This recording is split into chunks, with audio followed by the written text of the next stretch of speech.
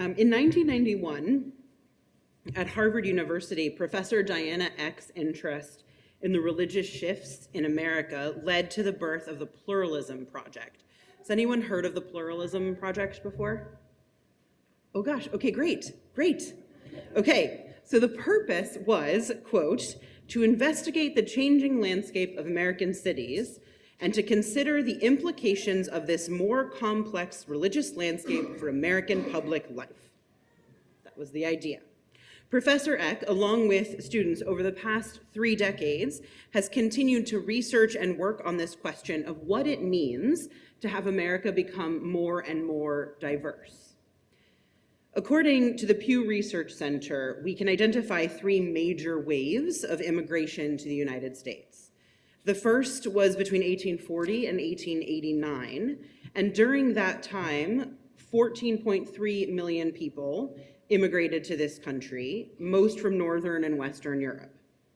Then the second wave happened between 1890 and 1919, and this time 18.2 million, give or take 40,000, came in, and this wave was largely from Southern Europe.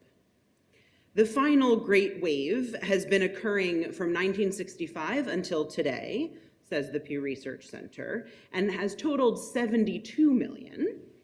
Over 35 million of those folks have come from Latin America, with then 19 million, give or take, from South and East Asia, and then smaller amounts from other regions around the world. America's population is currently comprised of about 14.3% of foreign-born folks, which is a number that comes second to the record of 14.8% back in 1910. Okay, so just to get a little bit of the picture. A slightly more interesting number to my mind is that, again, according to the Pew Research Center, and this is based on some analysis of data from the United Nations, quote, the US is home to 1/5 of the world's international migrants. Okay, so these migrants, the quote goes on, come from just about every country in the world. So 1/5 of the world's international migrant population comes here to the United States. To me, that's a pretty stunning number. There are 195 recognized countries in the world, and 1/5 of the folks who leave their home country end up here. I feel like that's a lot. So many of the people who call this country home, who are citizens, who are on their way to citizenship or are not citizens, are immigrants or come from immigrants, in large part due to the violence against and oppression of the indigenous population at the hands of colonists, all the way back to Columbus and the Mayflower, and then for centuries, the folks who can truly call themselves native to this land have largely been denied power, influence, wealth, and autonomy, and their numbers are nowhere near what they should be. And of course, there are also those who are descended from folks who were stolen from their lands, brought forcibly to this country, enslaved and oppressed for centuries. But the rest of us, we're descendants of immigrants, or are immigrants ourselves. My family has a pretty typically white American story. My maternal grandmother can trace her lineage all the way back to the Mayflower on one side, and to the early waves of Northern European immigrants on the other. Protestants all around looking for new opportunity and religious freedom. My maternal grandfather's family, in all directions, came from Eastern Europe during the 19th century pogroms that slaughtered Jews and destroyed their towns. In the case of my father's parents, both were born here to Italian Catholic immigrants who were part of that southern wave of the late 1800s. So culturally, religiously, nationally, I'm a mix. That sort of stereotypical white American descendant of immigrants who came here looking for the American dream, looking for a freedom they didn't have elsewhere, looking for the possibility of something different. In each case, they gave up lives they knew, left people they loved, moved around the world to build a new life. And by the time you get to me, to my generation, Well, the older folks only used the Italian language to say things they didn't want the children to learn.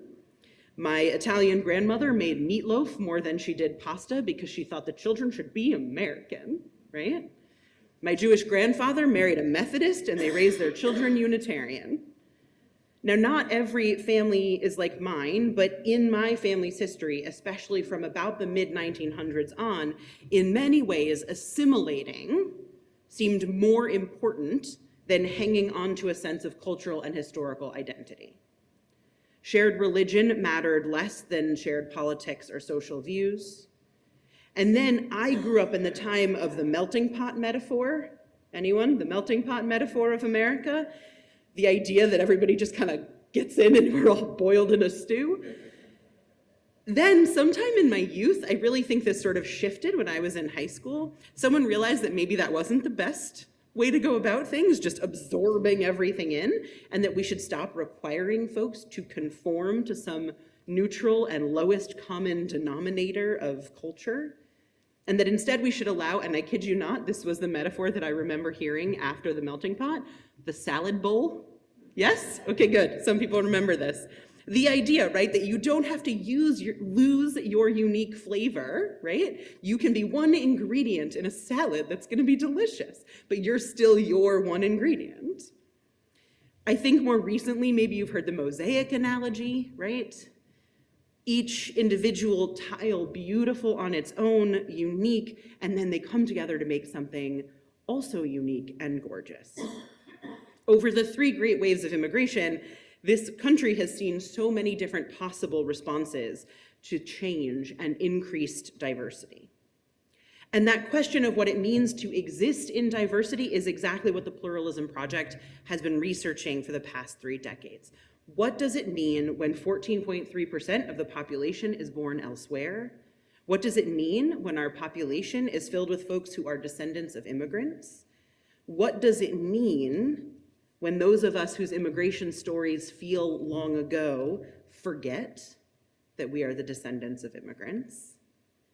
And I actually want to start with that last question, because for folks like me whose immigration story feels far away, right? My closest relative who immigrated to this country was a great-grandparent I never knew. For those of us whose family assimilated so successfully, I'm putting that in quotes, right? It can be easy to forget or put out of our mind that less than 150 years ago, our ancestors lived elsewhere. That our lineage has been here for far less time than our forebears inhabited other places, right? My people were Norwegian and Russian and Jewish for a lot longer than they were American. But we find it easy, I think, to conceive of ourselves as Americans, or worse, true Americans, who get to define what this country is, how others should behave, and become a part of us. And this may be in part because of the way our ancestors were compelled to give up or thought it necessary to give up their heritage and culture. We might begin to think, well, my people gave up this or that, learned English, did the following things, everyone should have to do that.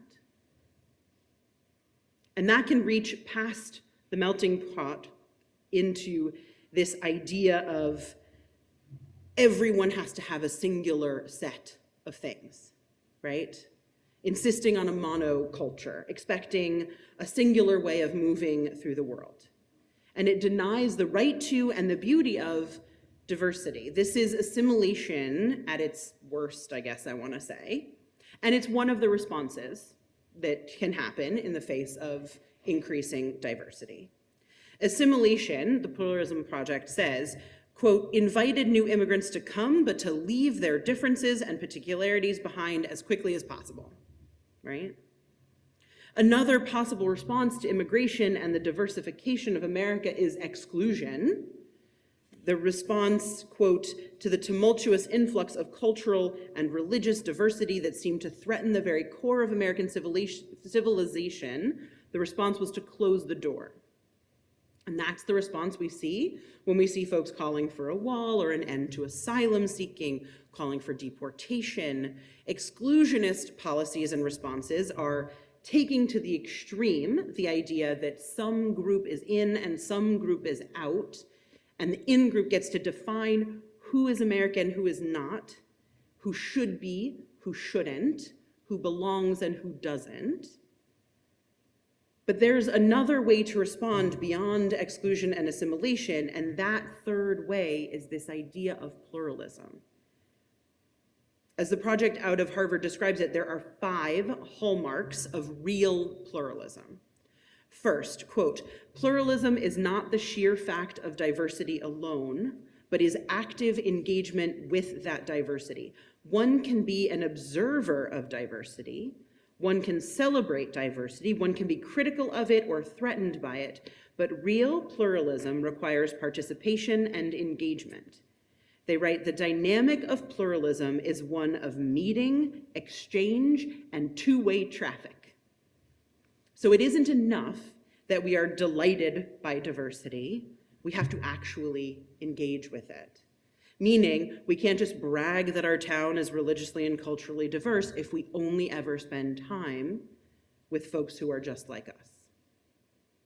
If we segregate ourselves, even if we live side by side with folks who are different, if we segregate ourselves in all of our activities and all of our work, we're not doing pluralism. It requires intentional relationship building. Second, they say, quote, pluralism is more than the mere tolerance of differences. It requires knowledge of them. Tolerance does not require people to know anything about one another, and so can let us harbor all the stereotypes and half-truths we want to believe about our neighbors. The idea here is that tolerance doesn't go far enough. I tolerate you is totally an insult, right? Like if you say, I tolerate you. It is a far cry from honor, respect, understanding. And so third and related to this question of tolerance,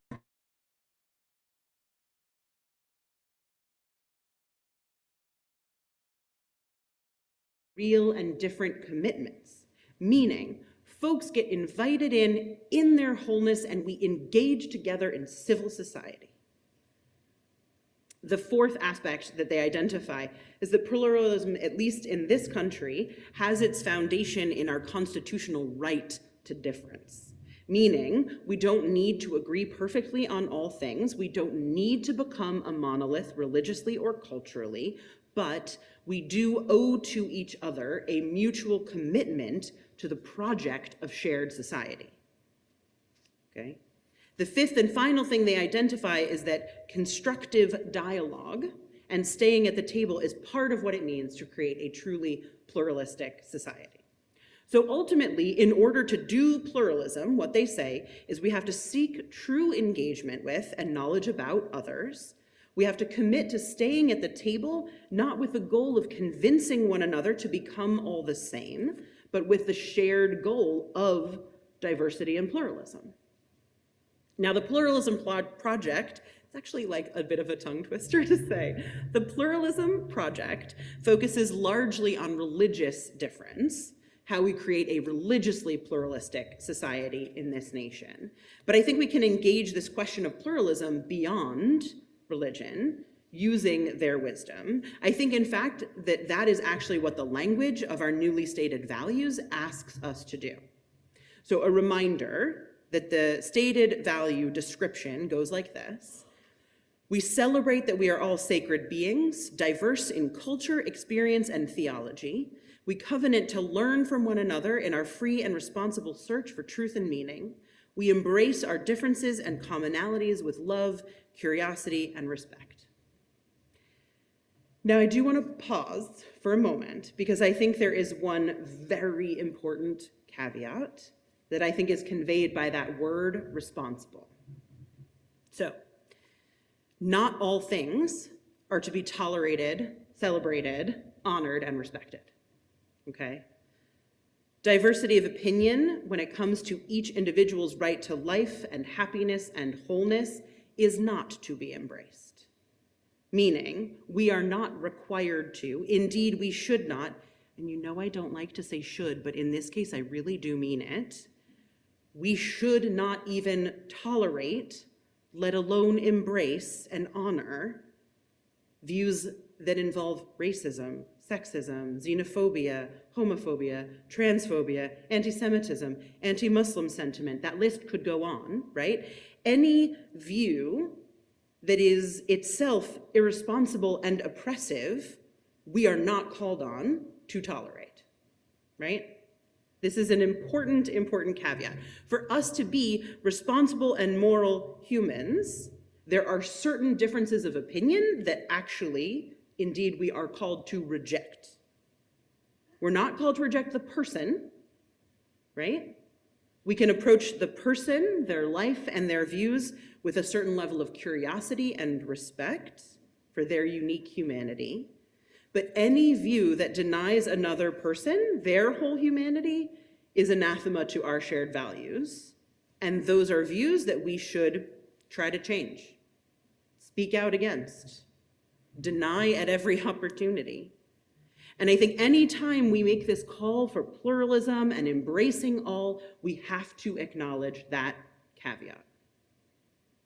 And so with that, the language of our shared value calls us specifically to love, curiosity, and respect for others' cultural, theological, and experiential differences. So what does that actually mean?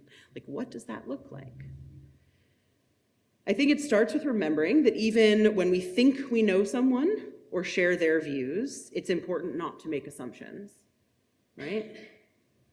The beginning of our service reminds us that even here, where so many of our values are shared, there is so much that is different, right? I think it means actually being interested in those differences. So taking that curiosity, asking questions of each other and folks beyond these walls about what they believe, what their life has been, who they are, how they got here, what drives them, what moves them to tears, what scares them, what do they long for?